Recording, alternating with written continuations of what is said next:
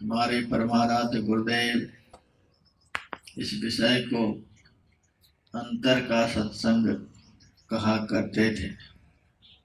धर्म कथा बाहर सत्संगा, अंतर सत्संग ध्यान अभंगा।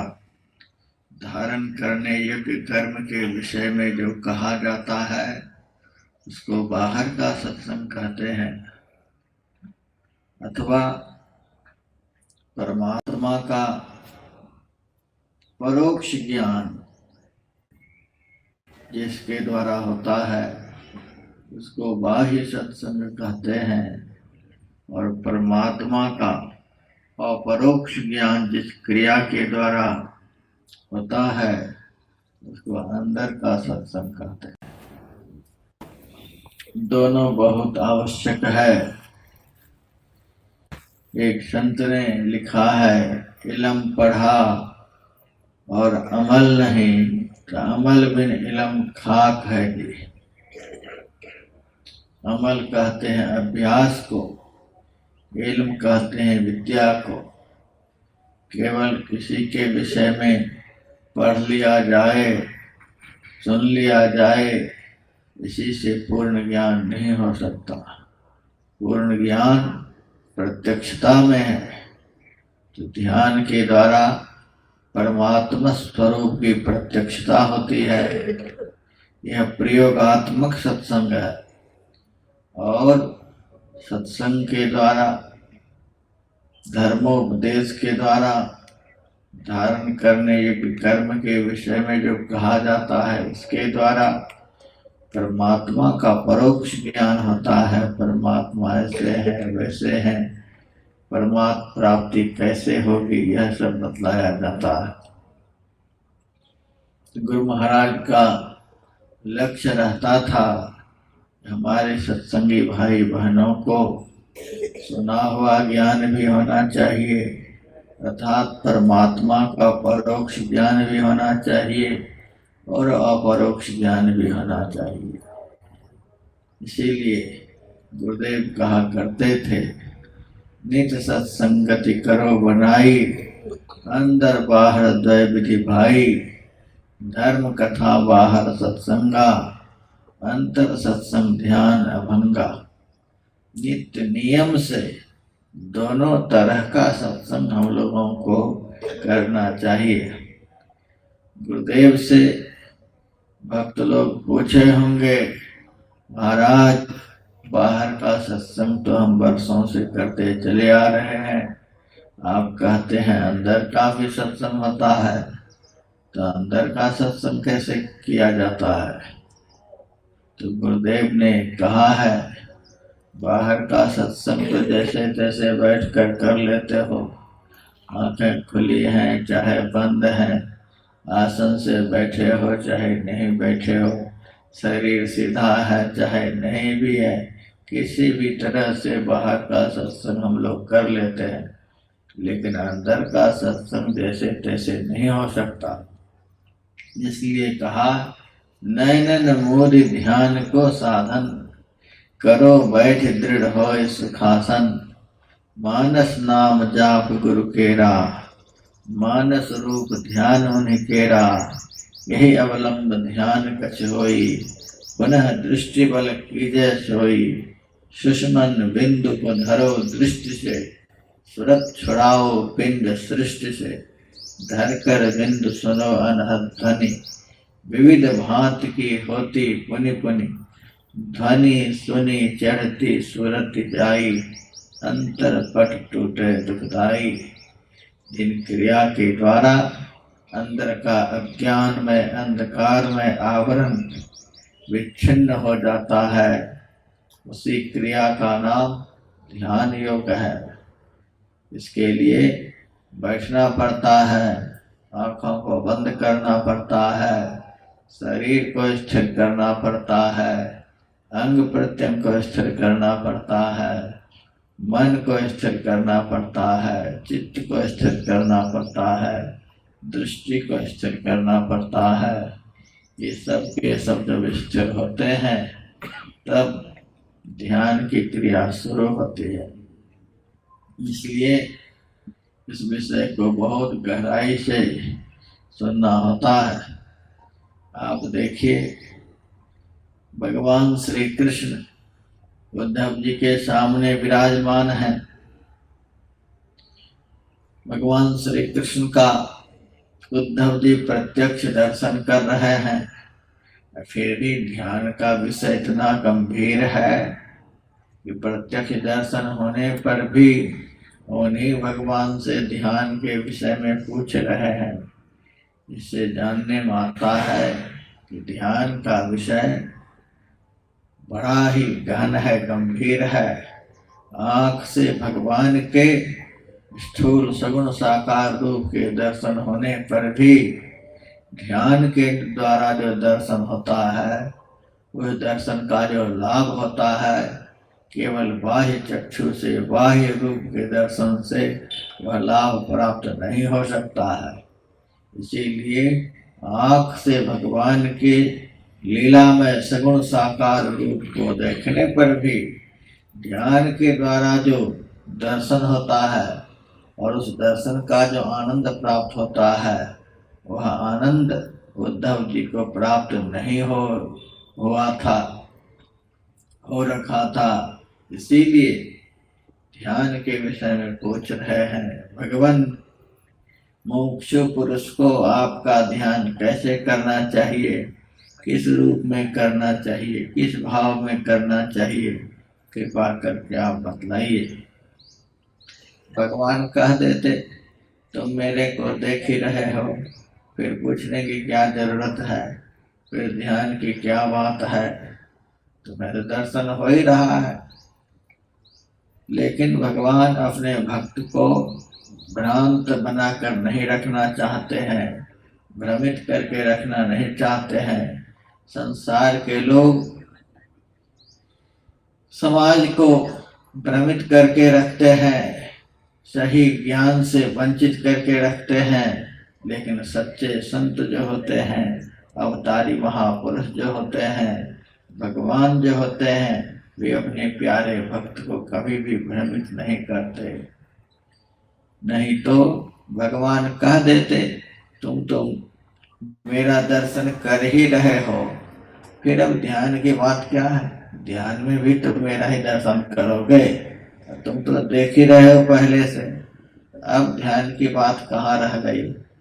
लेकिन भगवान भ्रमित करके रखना नहीं चाहते हैं, क्योंकि भगवान कृष्ण ने अर्जुन से कहा है, अव्यक्तं व्यक्तिमापन्नं मन्यन्ते माम बुद्धयः परम भावमजानन्तो ममाभयमनुत्तमम्।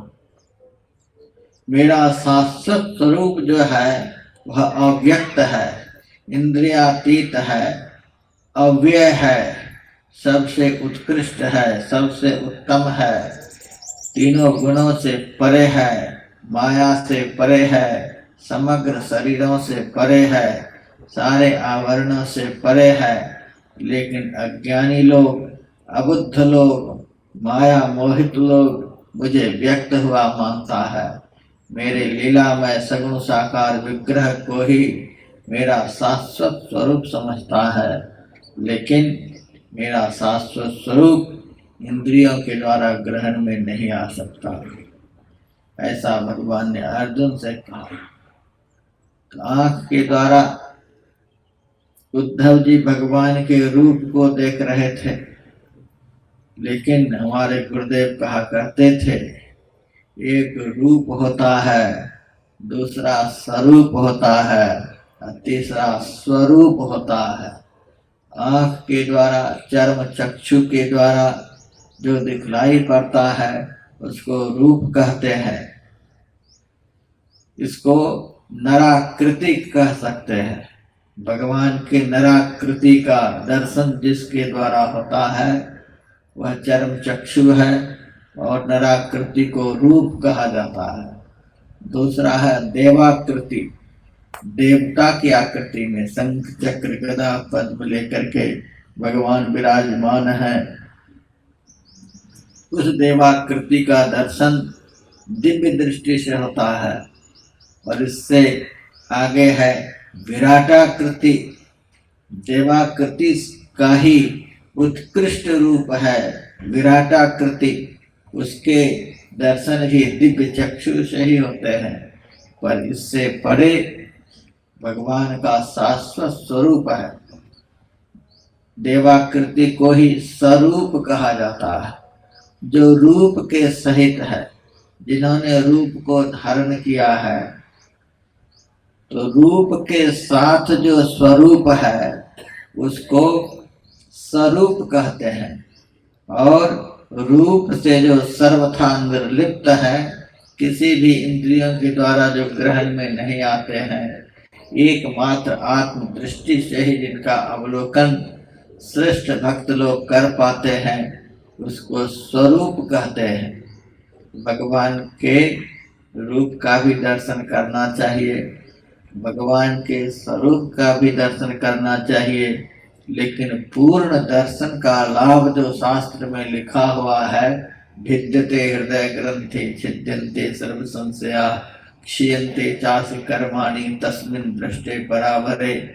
जिस दर्शन से हृदय की सारी ग्रंथियां खुल जाती हैं, सारे संशय निर्मूल हो जाते हैं, सारे शुभाशुभ कर्म के बंधन समाप्त हो जाते हैं, और जिनकी दृष्टि परे से परे परमात्मा को देखने में समर्थ हो जाती है, सृष्टि के कण कण में परिव्याप्त परात्पर ब्रह्म का जो निरंतर सब अवस्था में अवलोकन करते रहते हैं, यह है स्वरूप दर्शन। स्वरूप दर्शन का यह फल है। तो भक्त को सारा फल प्राप्त होना चाहिए, सारे रूपों का ज्ञान होना चाहिए। इसीलिए भगवान अपने प्यारे भक्त उद्धव जी को भ्रमित करके रखना नहीं चाहते, और उन भक्त को अपने शाश्वत स्वरूप का ज्ञान कराना चाहते हैं। उद्धव, तूने बड़ा ही सुंदर प्रश्न किया है। आज दुनिया के लोग संत के पास जाते हैं, महापुरुष के पास जाते हैं, न जाने क्या क्या पूछते हैं, क्या क्या जिज्ञासा करते हैं, लेकिन सच्चा जिज्ञासु भक्त वह है जो एकमात्र आत्मदर्शन के विषय में, परमात्म दर्शन के विषय में, अपने कल्याण के विषय में, शाश्वत आनंद के विषय में, शाश्वत सुख के विषय में, शाश्वत शांति के विषय में जिज्ञासा करते हैं। तूने बड़ा ही सुंदर प्रश्न किया है। अथा तो ब्रह्म जिज्ञासा, इसको ब्रह्म जिज्ञासा कहते हैं। ब्रह्म संबंधी जिज्ञासा, शाश्वत आनंद से संबंधित जिज्ञासा। बाकी जिज्ञासाएं तो संसार के लोग करते रहते हैं, यह नहीं है, वह नहीं है, यह कैसे मिलेगा, वह कैसे मिलेगा। इन जिज्ञासा का समाधान 100 साल तक होते रहने पर भी संसार के लोगों का कल्याण नहीं हो सकता है। लेकिन यह सर्वोत्कृष्ट जिज्ञासा है। अथा तो ब्रह्म जिज्ञासा, अथा तो भक्ति जिज्ञास्यामः। भक्ति किसको कहते हैं, ब्रह्म किसको कहते हैं, आत्मा किसको कहते हैं, इसकी प्राप्ति कैसे होगी, इस प्रकार की जिज्ञासा दुनिया की सर्वोत्कृष्ट जिज्ञासा है। ऐसी जिज्ञासा को सुनकर महापुरुष बड़े प्रसन्न होते हैं। आज भगवान श्री कृष्ण को उद्धव जी की जिज्ञासा को सुनकर बड़ी प्रसन्नता हुई है, और अपना शाश्वत स्वरूप का ज्ञान कैसे इनको होगा, अपना मूल स्वरूप का ज्ञान इस प्यारे भक्त उद्धव को कैसे होगा, अपने मुखारविंद से भगवान बतला रहे हैं।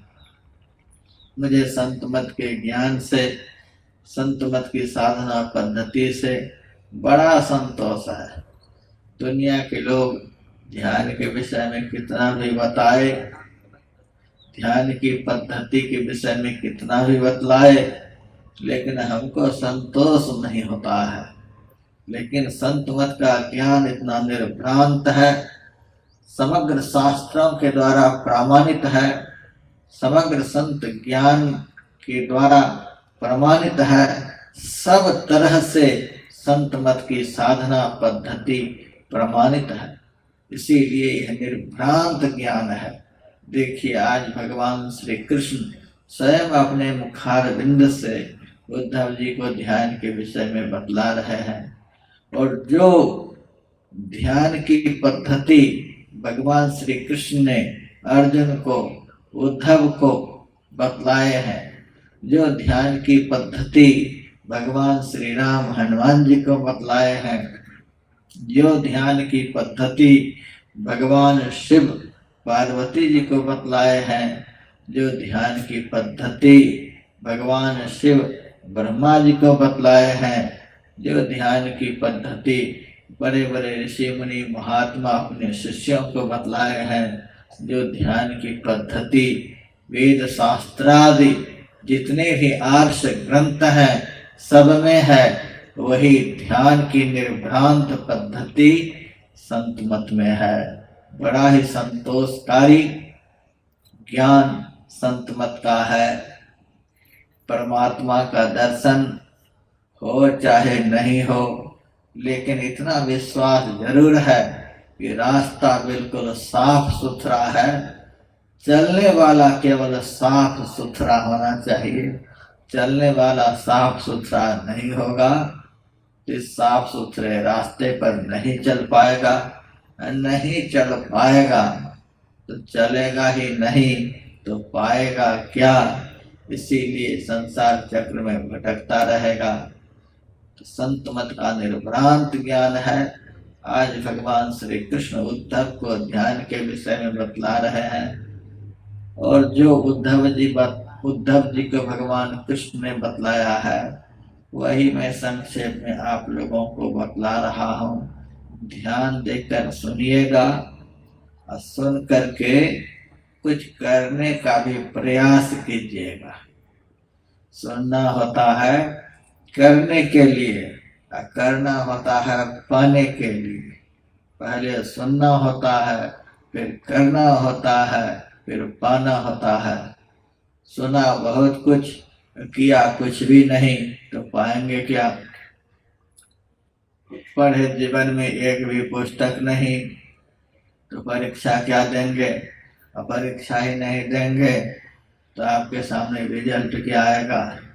बहुत लोग ऐसे हैं बिना परीक्षा दिए ही रिजल्ट देखना चाहते हैं, बढ़िया से बढ़िया रिजल्ट पाना चाहते हैं।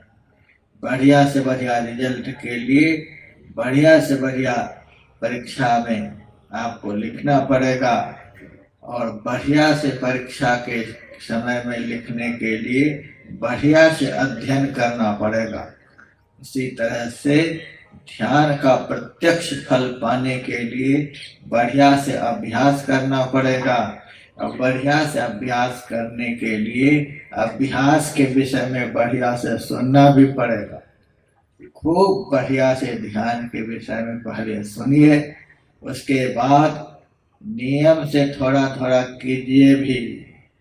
बहुत लोग आशीर्वाद के भरोसे रहते हैं, कृपा के भरोसे रहते हैं, दया के भरोसे रहते हैं। महाराज जी दया कीजिए, महाराज जी कृपा कीजिए, और आप जो बहुत मेहनत करके प्राप्त किए हैं वो 1 मिनट में हमको दे दीजिए, हमें कुछ भी नहीं करना पड़े। ऐसे नहीं होता है। हमारे गुरुदेव से एक भक्त ने कहा था, सरकार मेरे पर दया किया जाए। तो गुरुदेव ने कहा था कुछ पढ़े लिखे भी हो? उन्होंने कहा पढ़े तो बहुत है सरकार। तो गुरुदेव ने कहा दया शब्द में कितने अक्षर होते हैं? तो उन्होंने बतलाया 2 अक्षर होते हैं। कहा कौन कौन से? कहा दया में 2 अक्षर हैं, द और या। गुरुदेव ने कहा दोनों अक्षरों को उलट करके बतलाओ क्या होता है, उल्टाओ दोनों अक्षरों को। तब कहता है महाराज दया का उल्टा तो याद होती है। गुरुदेव ने कहा तुम मेरी याद करते रहो, मुझे कभी भी नहीं भूलो, तो तुम्हारे ऊपर सदैव हमारी दया बनी रहेगी। हम भी तुमको कभी भी नहीं भूलेंगे। बोलिए श्री सतगुरु महाराज की जय। तुम याद करो दुनिया की, घर की, परिवार की, रोजगार की, सब कुछ की, और दया चाहो हमारी, ऐसा नहीं होता है। जिनकी याद करोगे दया उनकी ही होगी। ये यथा माम प्रपद्यन्ते तांस तथैव भजाम्यहम्। जो जिस तरह से मेरा भजन करता है उसका भजन मैं उसी तरह से करता हूँ। फिर बहुत लोग कहते हैं कृपा कीजिए महाराज। बहुत विद्यार्थी मेरे पास आकर कहते हैं महाराज दया कीजिए, कृपा कीजिए, किस लिए मैं परीक्षा में पास हो जाऊं। हम तुरंत समझ जाते हैं ये बढ़िया से लिखा नहीं है, इसीलिए दया के भीख मांग रहा है, कृपा करने के लिए कह रहा है। बढ़िया से यदि लिखा होता, इनको पूर्ण विश्वास होता कि हम जरूर पास करेंगे। बढ़िया से जो नहीं लिखा है इसीलिए दया के भीख मांग रहा है, कृपा के विषय में कह रहा है। जो बढ़िया से लिखेगा, बढ़िया से पढ़ेगा तो कृपा तो स्वतः होती है, दया तो स्वतः होती है। संत भगवंत किस लिए है? दया करने के लिए ही तो है। संत भगवंत किस लिए है? कृपा करने के लिए ही तो है। जैसे सूरज 24 घंटे प्रकाश के द्वारा समाज की सेवा करते हैं, संसार की सेवा करते हैं। कितना भी कोई प्रयास करे, सूरज के प्रकाश को कोई रोक नहीं सकता है, सर्वत्र फैलता रहेगा। कितना भी कोई प्रयास करे, चंद्रमा के प्रकाश को कोई रोक नहीं सकता है। कितना भी कोई प्रयास करे, बहती हुई नदी की धारा को कोई रोक नहीं सकता है। कितना भी कोई प्रयास करे, चलती हुई हवा को कोई रोक नहीं सकता है। कितना भी कोई प्रयास करे, काल की गति को कोई कुंठित नहीं कर सकता है। उसी तरह से कितना भी कोई प्रयास करे कि संत की कृपा नहीं हो, तो संत की कृपा को कोई रोक नहीं सकता है। जिनके ऊपर संत की दया हो जाती है, सारी दुनिया मिलकर के भी उस दया की धारा को रोक नहीं सकता, कृपा की धारा को रोक नहीं सकता है। तो जिस तरह से सूर्य, चंद्रमा, पृथ्वी, जल, ये सब के सब संसार के हित के लिए 24 घंटे सतत अनवरत रूप से संलग्न रहते हैं, उसी तरह से संत महापुरुष जो होते हैं 24 घंटे प्राणी मात्र के कल्याण के लिए तत्पर रहते हैं। उनकी कृपा बरसती रहती है, मांगने की जरूरत नहीं, हमें सुपात्र बनना है। दया का अर्थ याद का ही परिवर्तित रूप, परिष्कृत रूप, याद का ही निर्मलतम स्वरूप। दया ही याद होती है और याद ही दया बन जाती है। तो हम याद करेंगे और संत भगवंत की हमारे ऊपर दया होगी। याद नहीं करेंगे, केवल हाथ जोड़कर दया करने के लिए कहते रहेंगे, तो ऐसे दया नहीं हो जाती है। दया तो होती ही रहती है संत भगवंत की, याद करने की आवश्यकता है। जितनी याद करेंगे उतनी ही दया होगी। कृपा शब्द में 2 धातु हैं, संस्कृत पढ़े लिखे लोग जानते हैं। क्री धातु है, पा धातु है। क्री धातु का मतलब क्या हुआ है? करो। पा धातु का मतलब पाओ। करो और पाओ, करो कुछ भी नहीं तो पाओ क्या? कृपा का अर्थ होता है करो और पाओ। संतों ने जैसा कहा है, ऋषि मुनियों ने जैसा कहा है, शास्त्रों ने जैसा कहा है, भगवान ने जैसा कहा है, ठीक वैसा ही करो और फिर पाओ। करो और पाओ, यही कृपा का अर्थ है। हम लोगों को केवल सुनकर ही नहीं रह जाना है, करना भी है। तो भगवान श्री कृष्ण ने उद्धव जी को जिस तरह से करने के लिए बतलाया है, उस तरह से हम लोगों को भी ध्यान करना है। भगवान श्री कृष्ण ने बतलाया, हे उद्धव, यदि तुम ध्यान करना चाहते हो तो सुनो, सम आसन आसीन, सम कायो यथा सुखम, हस्तावुत्संग आधाय स्वानासाग्र कृते क्षण। सम आसन से समतल भूमि पर शरीर मस्तक गर्दन को सीधा करके बैठ जाओ। ध्यान लगाने के लिए जगह बिल्कुल समतल होनी चाहिए, ऊंची नीची जगह नहीं होनी चाहिए। भगवान श्री कृष्ण ने अर्जुन को जब ध्यान के विषय में बतलाया है तो थोड़ा विशेष स्पष्ट करके बतलाया है। शुचौ देशे प्रतिष्ठाप्य स्थिरमासनमात्मनः नात्युच्छ्रितं नातिनीचं चैलाजिन कुशोत्तरम। पवित्र स्थान पर बैठो। जैसा स्थान होता है वैसा ही वहां बैठने पर मन बनता है, स्वभाव बनता है, विचार बनता है। जहाँ बैठकर नित्य नियम से भोजन करते हैं, इधर उधर की गप्पे मारते हैं, नित्य नियम से सोते हैं, नित्य नियम से सांसारिक व्यवहार करते हैं, उसी जगह पर ध्यान लगाने के लिए बैठ जाएंगे तो जल्दी ध्यान नहीं बनेगा। यह स्थान जो है व्यक्ति के संस्कार को बहुत जल्दी आकृष्ट करता है। तो व्यक्ति जो कर्म करता है उस कर्म के संस्कार को वह स्थान अपने में आकृष्ट करके रखता है। फिर जब उस स्थान पर कोई बैठता है तो उस संस्कार से उस व्यक्ति को संस्कारित करता है।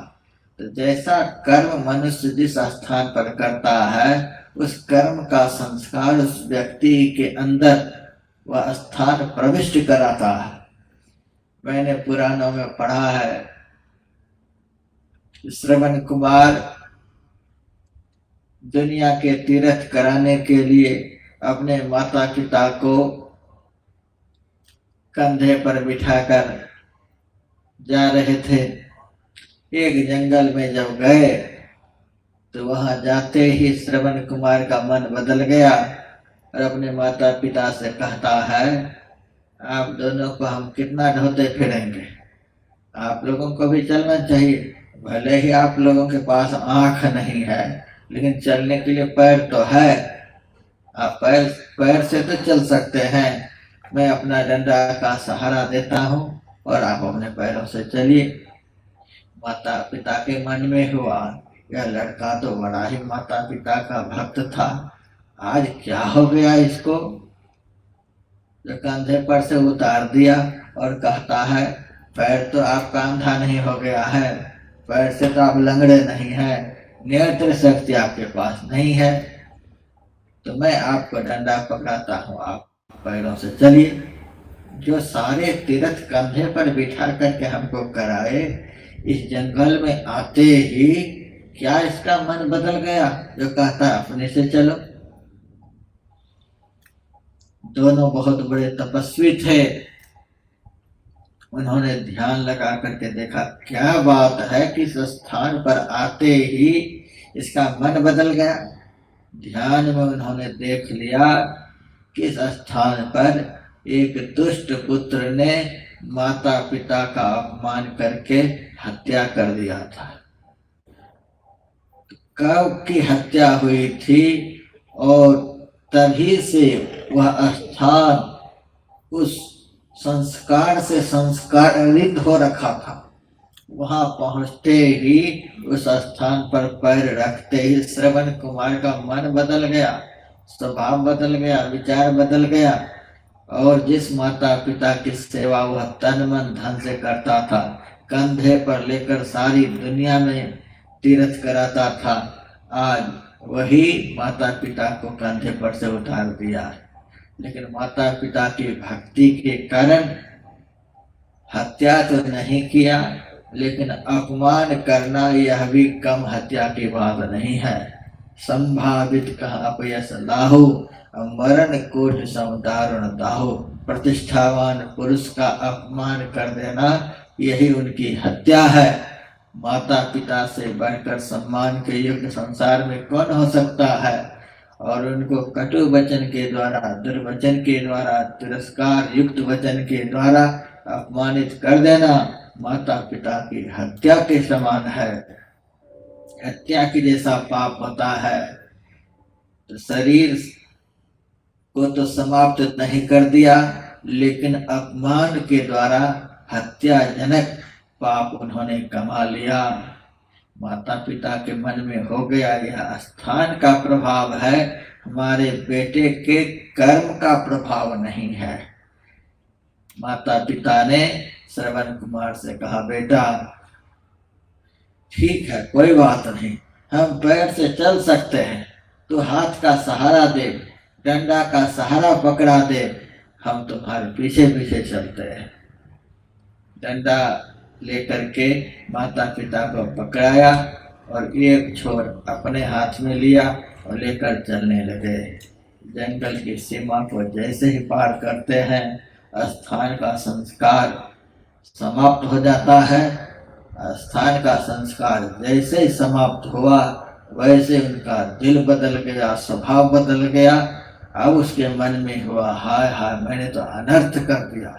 जिस माता पिता को कंधे पर बिठाकर दुनिया के सारे तीर्थ कराए, सब कुछ किए इस माता पिता के लिए, और ऐसे माता पिता को हमने जंगल में पैदल चलाया। मेरे जैसा पापी पुत्र दुनिया में कौन होगा। तुरंत चरणों में लिपट गया, मेरे अपराध को आप क्षमा कर दीजिए। माता पिता ने कहा, बेटा तुम्हारा कोई अपराध नहीं है, तुमसे मैं अभी भी उतना ही प्रसन्न हूं जितना पहले में था। कहा, मेरे द्वारा बड़ा अपराध यही हुआ कि तुम दोनों को मैंने जंगल में पैदल चलाया। तुम्हें देखने की शक्ति नहीं, कहीं कहीं लड़खड़ा कर गिरने भी लग जाते थे, लेकिन मुझ पापी ने उसका कोई परवाह नहीं किया। कहा, बेटा तुम्हारा कोई दोष नहीं, यह स्थान का दोष था। स्थान दूषित हो गया था, इसीलिए तुम्हारे मन का विचार बदल गया। स्थान जैसा होता है, बैठने वाले उस स्थान के संस्कार से संस्कारित होता है। इसलिए ध्यान करने के लिए बहुत संस्कारित स्थान होना चाहिए, बहुत पवित्र स्थान होना चाहिए। जब महाभारत की लड़ाई के लिए जगह की खोज होने लगी थी, कहाँ पर महाभारत की लड़ाई होनी है, कहाँ पर महाभारत की लड़ाई होनी है, तब स्थान का चुनाव किया गया था कुरुक्षेत्र। वहां पर दो भाई आपस में लड़ झगड़ कर मर गए थे। भगवान श्री कृष्ण ने कहा, किसी स्थान पर लड़ाई होगी, यही स्थान महाभारत के योग्य है, क्योंकि दोनों भाई यहाँ भी लड़ने के लिए आएंगे। इस स्थान पर भाई भाई में लड़ने का संस्कार है, इसलिए भगवान ने उस स्थान का चुनाव किया और कौरव पांडव की वहीं पर लड़ाई हुई। तो जैसा कर्म आदमी करता है, उस कर्म के संस्कार को धरती अपने अंदर आकृष्ट कर लेती है। फिर जब दूसरा आदमी उस स्थान पर बैठता है, चाहे वही आदमी उस स्थान पर बैठता है, अच्छा काम करने के लिए बैठता है, वह धरती पूर्व संस्कार से उस आदमी के मन को प्रभावित करती है। भगवान ने कहा, ध्यान करना दुनिया का सबसे उत्कृष्ट कर्म है, सबसे महत्वपूर्ण कर्म है। इसके लिए बहुत संस्कारित स्थान होना चाहिए, बहुत पवित्र स्थान होना चाहिए। ध्यान के समय कोई बुरा संस्कार मन को प्रभावित नहीं कर सके, ऐसा स्थान होना चाहिए।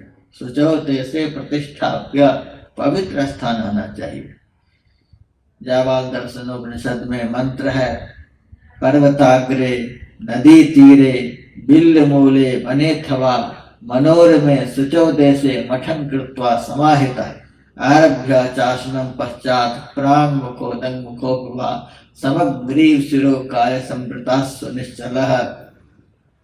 पर्वत के आगे ध्यान करने के लिए बैठना चाहिए, नदी के तट पर ध्यान करने के लिए बैठना चाहिए, बिल्ल वृक्ष के जड़ में ध्यान करने के लिए बैठना चाहिए, जंगल में जाकर ध्यान में बैठना चाहिए, किसी मंदिर में बैठकर ध्यान लगाना चाहिए, किसी पवित्र स्थान पर बैठ करके ध्यान लगाना चाहिए। यह सब ध्यान के लायक उपयुक्त स्थान बतलाया गया है। लोग भोग के लिए बहुत बड़ा बड़ा भवन बना लेते हैं, लेकिन भजन के लिए छोटा सा भी कमरा नहीं बना सकते।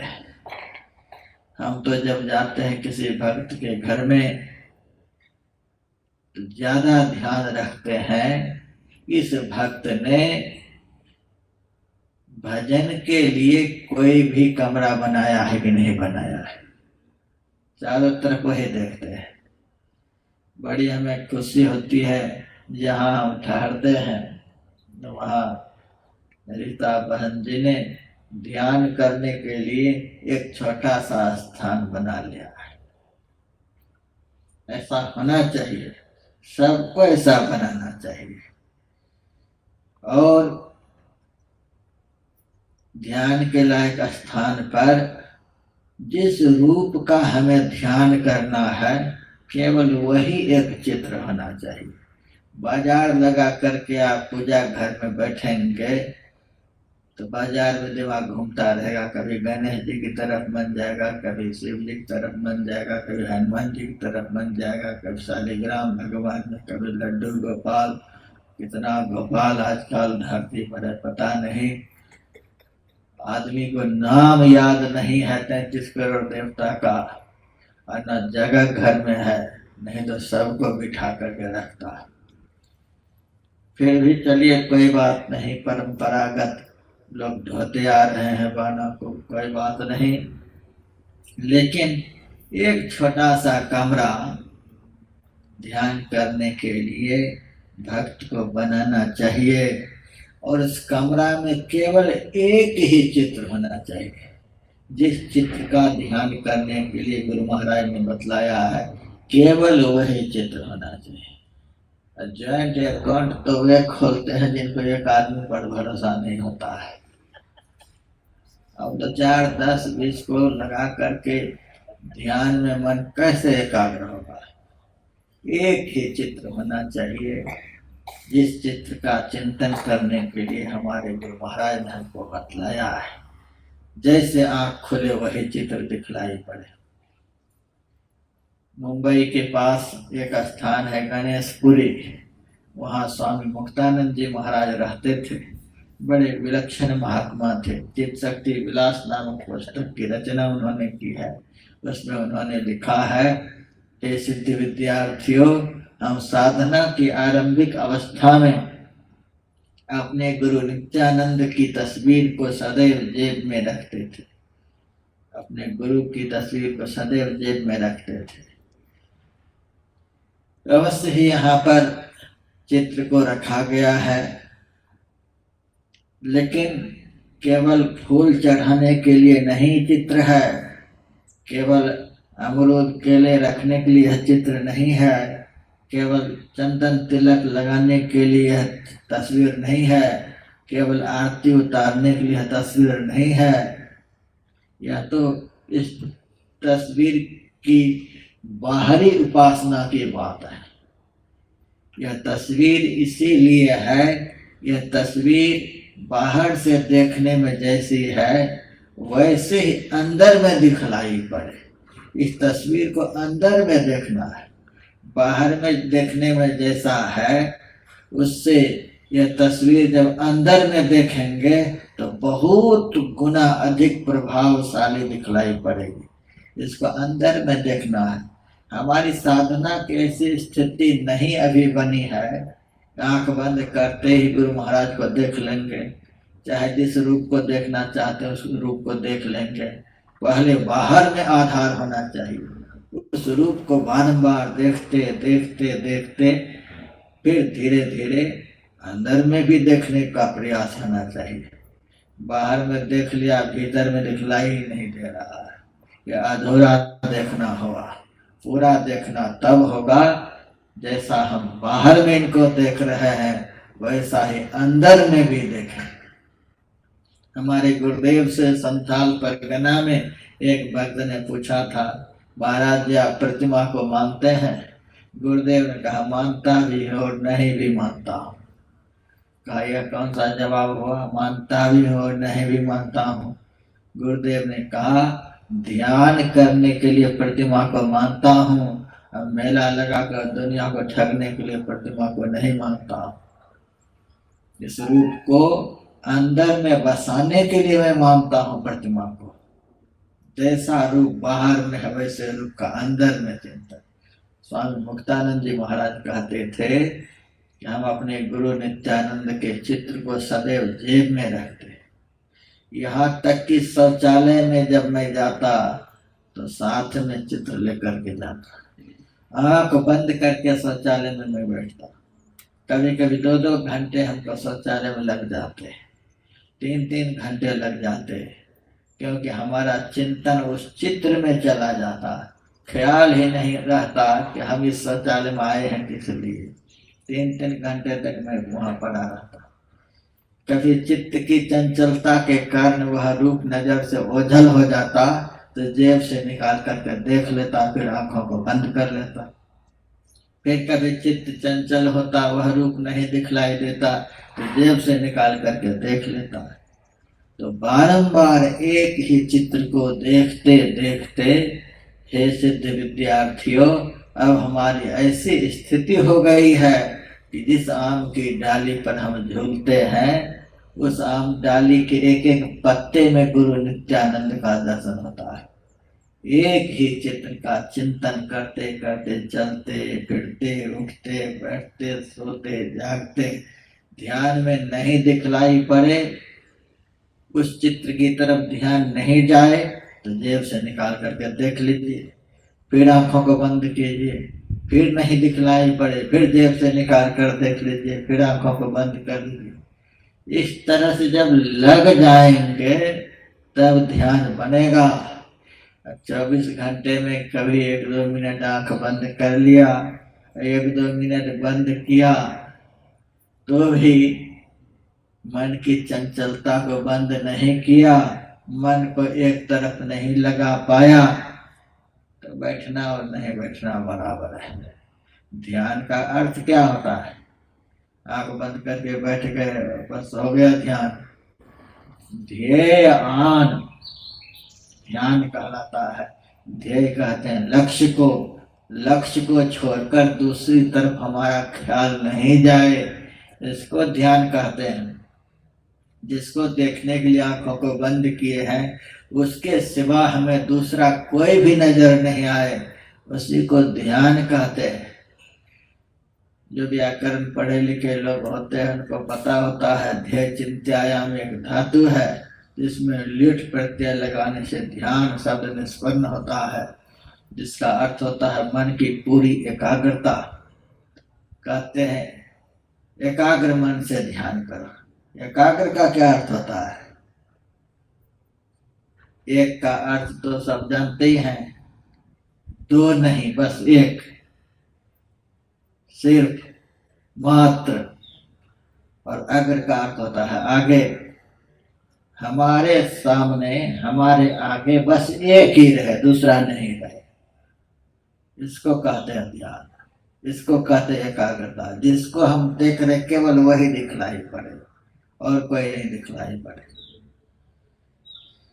मैंने ज्ञान वैराग्य प्रकाश में पढ़ा था, एक साधु जा रहे थे किसी रास्ते से, वहां पर एक गायिका नाच भी रही थी और गा भी रही थी। उस गायिका के नृत्य और गान को सुनने के लिए बहुत सारे लोग बैठे हुए थे। वे साधु भी पीछे जाकर बैठ गए। लोग देखने लगे साधु काहे के लिए नाच देखने को बैठ गए, लेकिन उस समय कोई कुछ बोले नहीं। जब नृत्य समाप्त होता है सब उठकर जाने लगे तो किसी आदमी ने कहा, महाराज आप साधु होकर गायिका की नाच देखने लग गए, गाना सुनने लग गए, साधु को तो ऐसा नहीं होना चाहिए। वह सच्चा साधु था। उन्होंने कहा, हम तो चलते चलते थक गए थे इसीलिए बैठ गए, नाच देखने के लिए थोड़े बैठे थे, गाना सुनने के लिए थोड़े बैठे थे, थक गए थे तो बैठ गए। उन्होंने कहा, महाराज मेरी ही तरह आप भी तो उसी तरफ देख रहे थे। कहा, किस तरफ हम देख रहे थे? कहा, उस गायिका की तरफ, उस सुंदरी की तरफ। तो संत ने कहा, तुम लोग किसको देख रहा था? कहा, हम तो सुंदरी की तरफ देख रहा था, वह गा रही थी, नाच रही थी, हम लोगों का मन उसी तरफ लगा हुआ था। संत ने कहा, तुम लोग उस सुंदरी को देख रहा था और मैं उस सुंदरी के भीतर जो परम सुंदर बैठे हुए हैं उनको देख रहा था। तो सुंदरी को देख रहा था और जिन्होंने उस सुंदरी को बनाया है वे परमात्मा उस सुंदरी के भीतर में बैठे हुए हैं, मैं उनको देख रहा था। तुम रूप को देख रहा था और मैं उस रूप में जो समाया हुआ परम रूप है उसको देख रहा था। यह देखने की बात है। जिन्होंने ऐसा अभ्यास किया है और अभ्यास करते करते उस परम को देख लिया है, परम दृष्ट्वा निवर्तते, गीता में कहा है, जो उस परम को देख लेता है तो उनकी दृष्टि अन्य रूपों से निवृत्त हो जाती है। सारी दुनिया की तरफ उनकी आंख दौड़ेगी, लेकिन उस एक रूप को छोड़कर दूसरे रूप को उनकी दृष्टि ग्रहण कर नहीं सकती है। यह है ध्यान एक ही तरफ। एक एक में लगे रहेंगे तब अच्छा से ध्यान बनेगा। एक ऐसा स्थान हम लोगों के घर में होना चाहिए कि बिल्कुल केवाड़ी बंद कर दो और एक ही चित्र हमारे सामने हो और जिधर भी ख्याल जाए तो वही एक नजर आए, जिधर भी ख्याल जाए वही एक नजर आए। मेरे से बहुत भक्त लोग कहते हैं, महाराज ध्यान तो लगाते हैं लेकिन आनंद कहाँ आता है? ध्यान पर बैठते तो हैं लेकिन मन कलकत्ता, मुंबई, गुजरात, पंजाब घूमता रहता है, आनंद कहाँ आता है? ध्यान में मन कहाँ लगता है? मैं कहता हूँ अब तक आनंद नहीं आया है, चलो कोई बात नहीं, लेकिन आज मैं 6 बात बतला रहा हूँ। इन 6 बातों पर ध्यान रखोगे तो तुरंत आनंद आएगा। नहीं ध्यान दोगे तो बैठे रहो, कोई बात नहीं, ऐसे ही बोलते रहोगे सारे जीवन। महाराज ध्यान तो करते हैं लेकिन कुछ दिखलाई नहीं देता है, कुछ दर्शन नहीं होता है।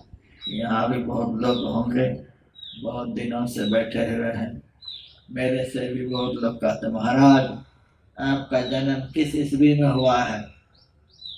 ऐसे ऐसे सत्संगी है, मेरा जन्मदिन पूछता है, किस ईस्वी में आपका जन्म हुआ है? मैं बतला देता हूँ किस ईस्वी मेरा जन्म हुआ है। तब वह छाती चौड़ी करके कहता है, महाराज आपके जन्म से 1 साल पहले हम दीक्षा ले रखे हैं। बहुत लोग माला पर ईस्वी गिन रहे हैं, इस ईस्वी में मैंने दीक्षा ली है, इस ईस्वी में मैंने दीक्षा ली है। 10 साल, 20 साल, 40 साल हो गए। ईस्वी और साल गिनने से ध्यान बनता है। एक सत्संगी ने मेरे से कहा, हरिद्वार स्टेशन जब महाराज उतरेंगे ट्रेन से तो आपका आश्रम कितने दूर है वहां से? मैंने कहा 7 किलोमीटर है। तब कहता है कितनी देर में हम पहुंच जाएंगे वहां? मैंने कहा पहले सवारी तो बतलाओ, किस सवारी से जाओगे और सवारी की स्पीड बतलाओगे तो सवारी कितनी स्पीड से चलेगी। तब कहता है सवारी से नहीं जाएंगे, पैदल जाएंगे तो कितनी देर में पहुंचेंगे। मैंने कहा मेरे सामने चल करके बतलाओ। जब मेरे सामने चलोगे तुम्हारी चाल के आधार पर हम समय निर्धारित करेंगे कि इस चाल से चलते रहोगे तो इतनी देर में पहुंच जाओगे।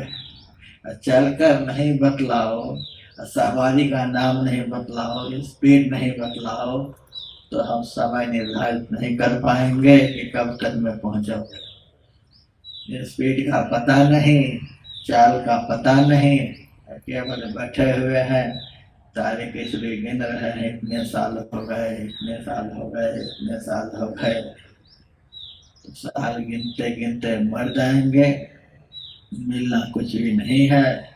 इस बात पर ध्यान दीजिए। एकांत वासो लघु भोजनादि मौनन निराशा करणावरोध मुने रसो संयमनं सडेते चित्त प्रसादं जनयन्त शीघ्रम। एकांत में रहने में जिनको ज्यादा आनंद आता है, बहुत लोग बोर हो जाता है, महाराज कोई नहीं आता है मेरे पास, कोई नहीं मिलने जुलने के लिए आता है। बहुत लोग अकेले में बोर हो जाता है, और जिनको अकेले में ही ज्यादा आनंद आता है, सब सामने से हट जाए तो मैं की बात बंद कर लूं। एकांत में रहने में जिनको ज्यादा आनंद आता है, समझिए उनको अब भजन में भी आनंद आएगा। लघु भोजन आदि जिनको कम खाने में आनंद आता है, भूख रहने पर भी जो अधिक खाना नहीं चाहता है, ज्यादा से ज्यादा देर तक हम शरीर मस्तक गर्दन को सीधा करके बैठ सकें, इतना ही अल्प आहार वह ग्रहण करता है। जिनको बहुत कम खाने में आनंद आता है, भूख नहीं है तब कम खा रहे सो बात नहीं, बहुत भूख रहने पर भी जिनको ज्यादा खाना अच्छा नहीं लगता है, लघु भोजन बहुत कम खाने में आनंद आता है। मौनम मुंह में बोली रहने पर भी जिनको मौन रहने में ज्यादा आनंद आता है, ज्यादा बोलना नहीं। कभी बहुत आवश्यक कोई बात है, कोई पूछ रहा है, चलो एक आध शब्द में बता दें। महर्षि रमन के आश्रम पर मैं दक्षिण भारत में जाता हूँ, बड़े अच्छे संत हुए थे, बहुत कम बोलते थे, बड़ी से बड़ी गंभीर से गंभीर जिज्ञासा लोग करते थे, लेकिन एकाध शब्द में एकाध वाक्य में जवाब देते थे, फिर चुप हो जाते थे। एक ने कहा, महाराज मुक्ति का मार्ग किसे कहते हैं? उन्होंने कहा, जिस रास्ते से आए हो। इससे आगे कोई जवाब नहीं। जिस रास्ते से आए हो वही है मुक्ति का मार्ग, फिर वही रास्ता पकड़ लो। सुन्नी मार्ग आया, सुन्नी मार्ग जा, चेतन पैरा शब्द का दादू रहोला। शब्द से शब्द में, शब्द से प्रकाश में, प्रकाश से अंधकार में हम संसार में आए हैं। अब अंधकार से प्रकाश में, प्रकाश से शब्द में, शब्द से शब्द में, जिस रास्ते से आए हैं उसी रास्ते से चलें, यही मुक्ति मार्ग है। भक्ति किसे कहते हैं? कहा, तुम किसको पाना चाहते हो? भगवान को। कहा, भगवान को छोड़कर और किसी के विषय में कभी भी नहीं सोचना, इसी को भक्ति कहते हैं। बड़ी लंबी चौड़ी व्याख्या भक्ति के लोग करते हैं, लेकिन महर्षि रमन की ऐसी ही व्याख्या है। जिसको तुम देखना चाहते हो, जिसको तुम पाना चाहते हो, उनके सिवा 24 घंटे में कभी भी किसी के विषय में नहीं सोचो। एक सेकंड के लिए भी उनको छोड़कर हमारी सोच कभी भी इधर उधर की नहीं हो। इसी का नाम भक्ति है। अब आगे व्याख्या करने पर तो जल्दी समझ में बात नहीं आएगी। जिनको आप देखना चाहते हैं, केवल उसी के विषय में कथयंत मां नित्यम तुष्यंति च रमन्ति च, गीता में है। केवल उसी के विषय में आपस में कथन करें, उसी के विषय में आपस में वार्तालाप करें, उनके सिवा कभी भी हम विषयांतर नहीं हो। यही है भक्ति। मौनम, जिनको बहुत कम बोलने में आनंद आता है, बोलने का मन ही नहीं करता है, बोलने का बिल्कुल मन नहीं करे, हर समय चुप रहने का मन करे।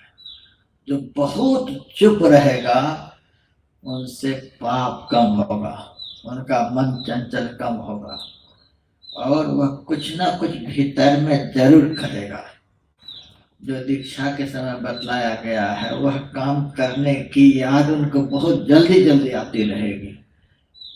जो भूत की तरह बोलता रहेगा फिर तो जो करना है उसकी याद आएगी नहीं, जो सब नहीं करना है उसी का चिंतन होता रहेगा। मौनम, मौनम का अर्थ यह नहीं कि हम चुप हो गए, बोलते ही नहीं। बहुत लोग ये अभी ढोंग करते हैं, बोलते ही नहीं। महर्षि रमन के पास एक महात्मा गए पुस्तक भेंट करने के लिए। अपने शिष्य के हाथ में पुस्तक देकर कहा कि दे दो महाराज जी को। तो शिष्य ने कहा कि हमारे गुरु जी की लिखी हुई पुस्तक है, ये आपको भेंट कर रहे हैं। कहा इन्होंने पुस्तक लिखी है? कहा हाँ। तो मैं इनसे पूछना चाहता हूँ क्या सब लिखे हैं इसमें? कहा गुरु जी 12 साल से बोलते नहीं है। बाहर मौन, मोटी मोटी पुस्तक लिख रहे हैं, मौनी भी कहलाते हैं। मुंह नहीं बोल रहा है, मन तो बोल ही रहा है। यह कैसा मौन है? मुंह बोले और मन नहीं बोले, यह मौन है। मौनम, मन का संकल्प विकल्प शांत हो जाए। लेकिन यह बहुत ऊंची बात है। कम से कम बोलने का अभ्यास। में कुछ पाने की इच्छा हो एक एक शब्द पर ध्यान दीजिएगा। एकांत वासो, केवाड़ी बंद करके रहने में जिनको आनंद आता है। लेकिन केवाड़ी बंद करके उस भीतर में मोबाइल नहीं रखेंगे। एक मोबाइल लाखों आदमी के बराबर। आप समझिए कि मुंबई शहर में हम बैठे हैं, यदि आपकी जेब में मोबाइल, उससे अनंत गुना अधिक खूबसूरत आपके चरण हैं। और महाराज जब आपके मुखारविंद की तरफ हमारा ख्याल जाता है फिर तो मैं सब कुछ भूल जाता हूँ। सबसे सुंदर इष्ट के रूप होते हैं, उस रूप की तरफ ध्यान चला जाए तो क्या कहना है। धीरे धीरे ध्यान में मन को बदलना पड़ता है। तो कम बोलेंगे तो ज्यादा से ज्यादा विचार आता रहेगा। अब अंदर में कैसे देखना है, कैसे देखना है। कम बोलने से बहुत लाभ होता है। यह वाणी का तप है। मौन मात्म विनिग्रह ऐसा लिखा हुआ है। ये मौन जो है वह वाणी का तप है।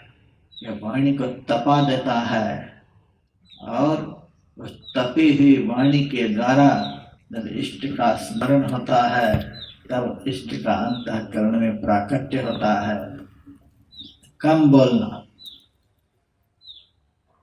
आप याद भी रखिएगा, कितनी बात हम बता चुके हैं। एकांत वासो, एक लघु भोजन आदि, कम खाने में ज्यादा आनंद। दूसरा सूत्र मौनम, तीसरा सूत्र कम बोलने में जिनको आनंद आएगा। निराशा चौथा सूत्र है। इस संसार में किसी पर भरोसा मत करना। इस संसार में किसी पर आस मत करना। जो संसार की आस रखेंगे वे एक दिन यहाँ से पूरा का पूरा निराश होकर के जाएंगे। यहाँ आज तक किसी की आशा पूरी नहीं हुई है। संसार की आस रखने वाला एक दिन यहाँ से पूरा का पूरा निराश होकर के जाएगा। आज मेरी बात को आप लोग लिख करके कंठी बांध लीजिए।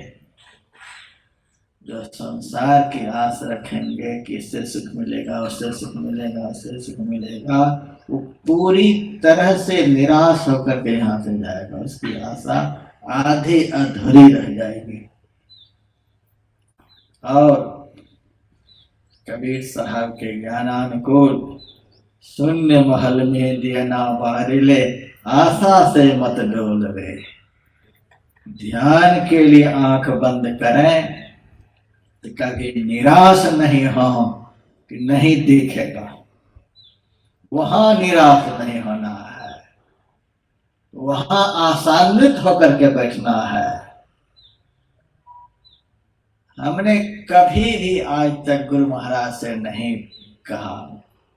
बड़े सरकार के समय भी हम थे, छोटी सरकार के सामने भी हम थे। हमने ना परमाराध गुरुदेव से कभी कहा, ना हुजूर से कभी कहा कि ध्यान में कुछ दिख रहा है, हमको कुछ दिखला दीजिए। मैंने कभी नहीं कहा। एक बार हुजूर हमसे बोले भी, सब लोग बहुत सारी जिज्ञासा करते हैं और आप मेरे पास चुपचाप बैठे रहते हैं, आप कभी भी नहीं बोले कुछ।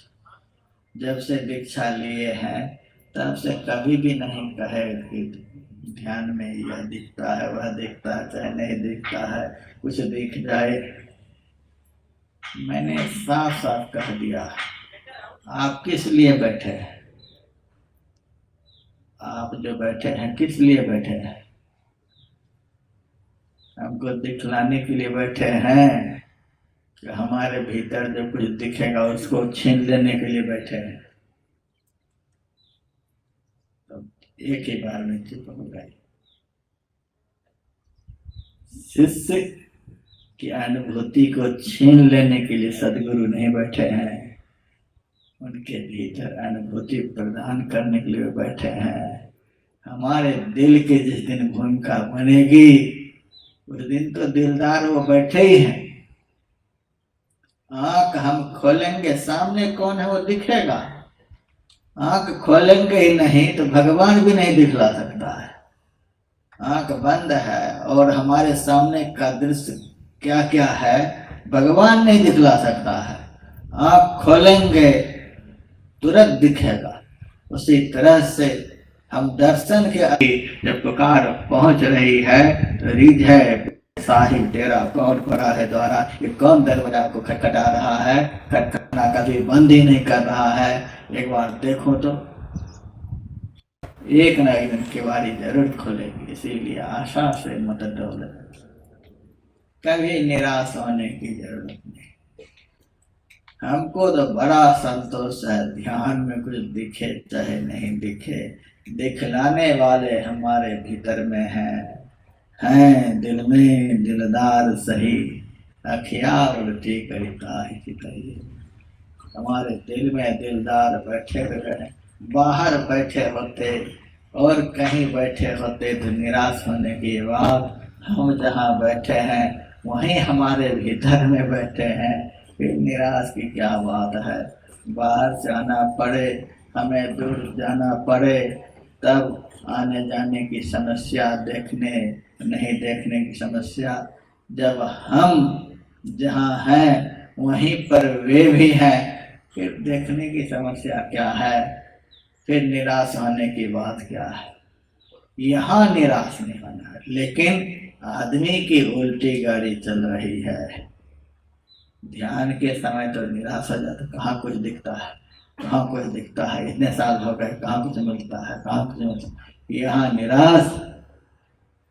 लेकिन फैक्ट्री में जब जाता है तब निराश नहीं होता है, पता नहीं व्यापार चलेगा कि नहीं चलेगा। बेटा के लिए कभी निराश नहीं होता है, पता नहीं बुढ़ापे में खाने को देगा कि नहीं देगा। सबके लिए बिल्कुल पक्का मुहर लगा हुआ है, सबसे बड़ा आनंद आएगा, इसीलिए दिन रात घुसे पड़े हैं। लेकिन परमात्मा से आनंद मिलेगा कि नहीं मिलेगा, वहां जाकर के निराश। जहाँ से पक्का है वहां से विश्वास कच्चा है, जहाँ कच्चा है वहां पर विश्वास पक्का है। ऐसे में कैसे आनंद आए। इसीलिए कहा दुनिया से निराश, यहाँ से कोई भी आसान्वित होकर नहीं गया है। यहाँ से एक दिन सबको निराश होकर के ही जाना पड़ा है। निराशा अंदर में जिनको देखना है बस उन्हीं पर आशा, बाकी सबसे निराश। यह चौथा सूत्र है। अब पांचवा, कर्णावरोध। कर्ण कहते हैं संस्कृत में इंद्री को। हमारी 14 इंद्रियां हमारे मानस पटल रूपी रंगमंच पर नाचती रहती है। 14 इंद्रियां नाचती है। कितना आदमी को फुर्सत है कि टीवी देखता है। हम तो देख देख करके दंग हो रहे हैं। जब सत्संगी को देखते हुए देखते हैं तब तो और दंग हो जाते हैं। वही देखने वाला जब कहता है हमारा ध्यान में कुछ नहीं देखता है तब तो और दंग हो जाते हैं। कैसा ये आदमी भगवान। ये 14 नर्तकियां हमारे मानस पटल पर 24 घंटे नाच रही हैं। इस नाच को अनादिकाल से देख देख करके थके नहीं। तब भी और नाच देखने के लिए। गजब की बात है। 14 इंद्रियां नाच रही हैं हमारे भीतर में। आंख नाच रही है। देखते हैं किसी का आंख स्थिर रहती है, आंख चलती रहती है। ये नाच रही है। कान नाच रहा है सुनने के लिए। जिह्वा नाच रही है रसास्वादन के लिए। एक को तो मैंने कहा गुटखा खाना छोड़ दो, ये क्या क्या पान मसाला ज्यादा फर्दा मुंह में डालते हो, इसको छोड़ दो। महाराज चाहते तो हैं छोड़ देने के लिए, लेकिन लगता है मरने पर ही छूटेगा, मरने पर ही छूटेगा। ये गंदी आदत के लिए मरने पर छूटेगा, उसके लिए प्राण को अर्पण कर दिया। जिह्वा हमारी नाच रही है, नाच दिखला रही है। जो नहीं खाना चाहिए, जो नहीं पीना चाहिए, जिसका स्वाद नहीं लेना चाहिए, उसका भी स्वाद लेने के लिए हमारी जिह्वा नाच रही है। इस नाच को खत्म करो। जिह्वा जो नाच रही है उस नाच को खत्म करो। आंख जो नाच रही है बेमतलब के रूपों को देखने के लिए, कान जो नाच रहा है बेमतलब के शब्दों को सुनने के लिए, और कितनी नाच की बात सुनाऊं। 14 इंद्रियां 24 घंटे विषय के बाजार में घूमने के लिए नाचती रहती है। इस नाच को बंद कर दो, देखो भीतर में कैसा आनंद प्रकट होता है। एक की नाच बंद नहीं, दूसरी शुरू, दूसरी खत्म नहीं। जैसे स्टेज पर बहुत सारे नाचने वाले गाने वाले होते हैं, एक का गाना खत्म हुआ तो दूसरे की बारी, दूसरे का खत्म हुआ तीसरे की बारी, उसी तरह से एक के बाद दूसरी, दूसरी के बाद तीसरी। ये 14 नर्तकियां हमारे भीतर में नाच रही हैं। इनका नाचना जब तक बंद नहीं होगा तब तक ध्यान में आनंद पाना बहुत मुश्किल है। लगता तो है कि यह विषय बड़ा सरल है, लेकिन जो बढ़िया से ध्यान करता है उनको पता चलता है सरल भी है और इससे ज्यादा कठिन भी नहीं है।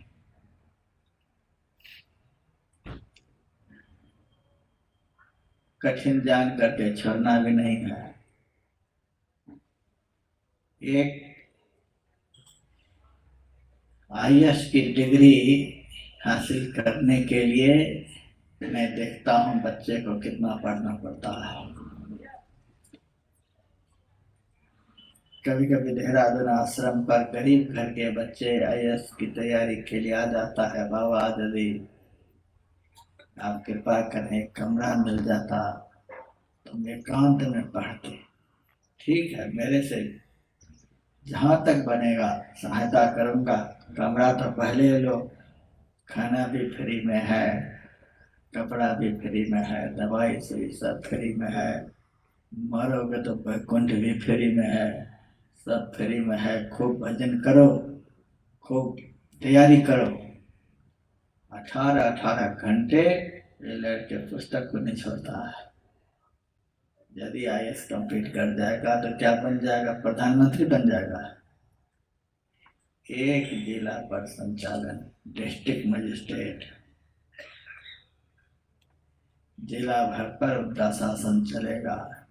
एक जिला पर शासन करने के लिए 18-18 घंटे कमरे से बाहर नहीं होता है।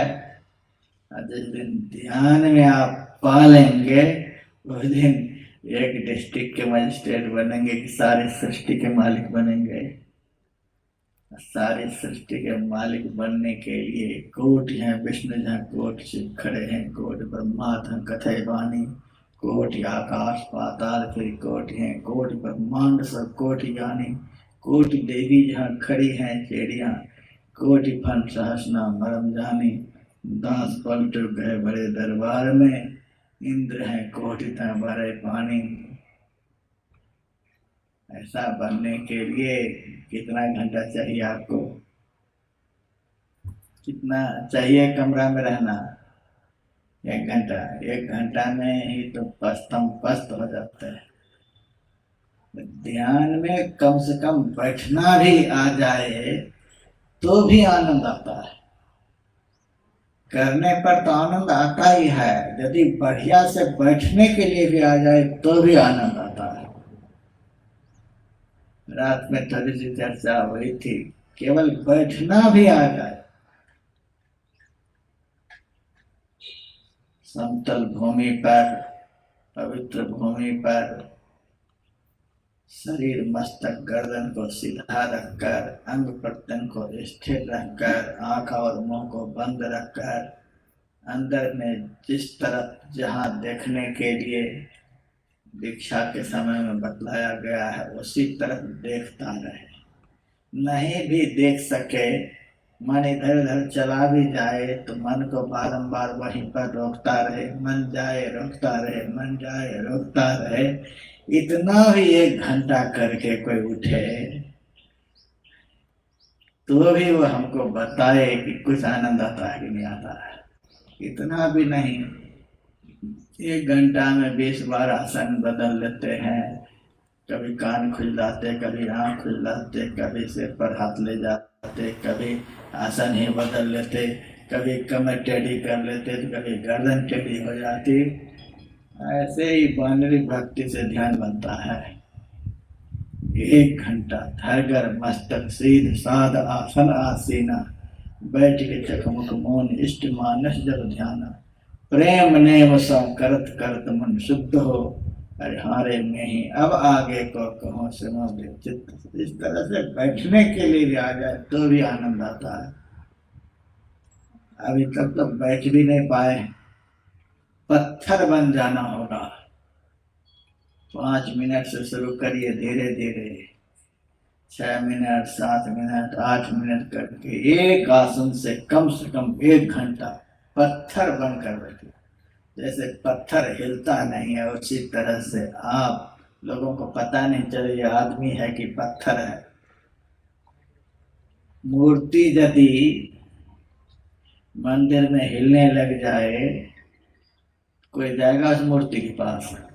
भाग जाएगा। कोई नहीं दूध घी चढ़ाने लग जाएगा, ये मूर्ति पता नहीं खा जाएगी, तलवार लेकर के दौड़ रही है। मूर्ति यदि मंदिर में कूदने लग जाए, नाचने लग जाए तो उस मूर्ति के पास कोई जाएगा? उस मूर्ति की पूजा पाठ कोई करेगा? नहीं करेगा। मूर्ति बिल्कुल शांत स्थिर होकर के रहती है। देखिए कितनी पूजा उस मूर्ति की होती है। उसी तरह से भक्त भी यदि बढ़िया से शांत स्थिर हो जाए, उस भक्त की पूजा के लिए घर के लोगों को कौन कर, स्वर्ग के फरिश्ता उतरेंगे। बढ़िया से बैठना भी आ जाए कम से कम। इस बात के लिए कहने की बात है, आप अपने अपने घर में कोशिश करिए, देखिए कि 1 घंटा बैठ पाते हैं नहीं बैठ पाते।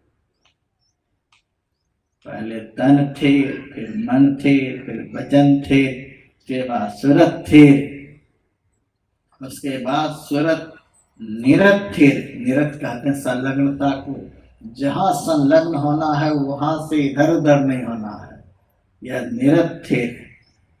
कह कबीर इस पल को, इतनी स्थिरता के बाद उस भक्त को एक पल में जो आनंद प्राप्त होता है, वह आनंद अनस्थिर व्यक्ति को 100 कल्प में भी संसार में नहीं मिल सकता।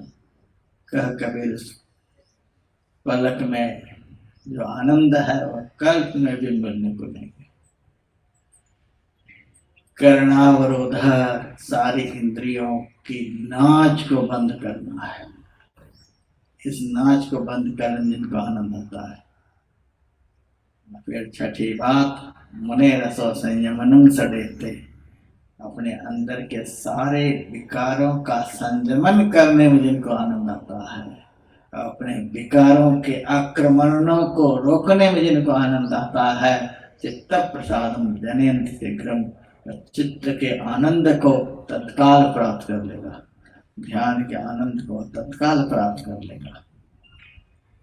भगवान श्री कृष्ण कहते हैं, समतल भूमि पर बैठो, एकांत स्थान में बैठो, पवित्र स्थान में बैठो, शरीर मस्तक गर्दन को सीधा करके बैठो, और जिनको देखने के लिए गुरु ने बतलाया है उनको छोड़ करके किसी तरफ भी मन को नहीं जाने दो। यही तो ध्यान की महिमा है। फिर क्या सब होता है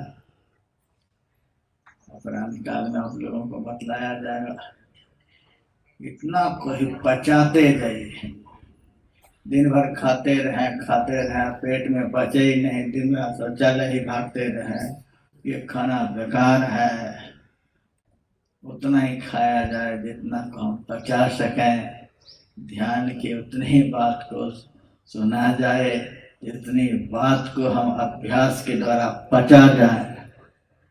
सुन लें दुनिया भर की बात, एक बात भी पचे नहीं, अपच हो जाए, ये क्या सुनना। ऐसा ही कुछ लोग सुन रहे हैं। हम तो चाहते हैं सुनाया जाए और उसको ध्यान रूपी हजमोला के द्वारा पचाया भी जाए।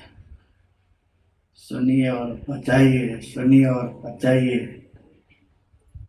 तब आनंद आएगा। और परम काल में सुनिएगा, 10 बज गया। जय गुरु महाराज।